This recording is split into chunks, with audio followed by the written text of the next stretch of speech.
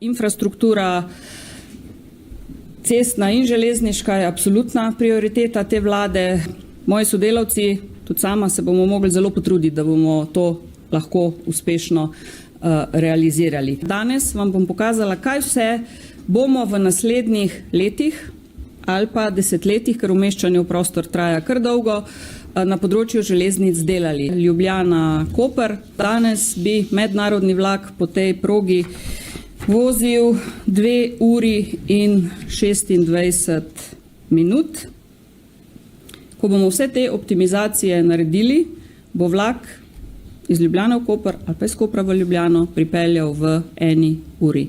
In naša ocena seveda je, da je to absolutno konkurenčno tudi, bom rekla, avtomobilom, ne samo avtobusom. Se pravi, iz 2 ure 25 na 60 minut.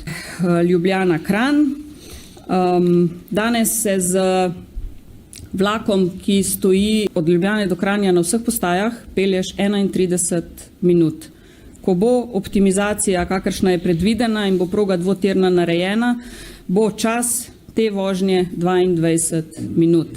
Za mednarodni vlak, ki stoji samo v Kranju in Ljubljani, je danes čas vožnje 21 minut in ko bo narejena 20 minut, se opravičujem, 20 minut, in ko bo optimizacija narejena, bo čas vožnje 15 minut. In seveda, če želimo slediti trendom, in mi želimo slediti trendom, če želimo, da Slovenija ostane, bom rekla, na nek način križišče, vozlišče Evrope, je treba naše železnice seveda nadgraditi.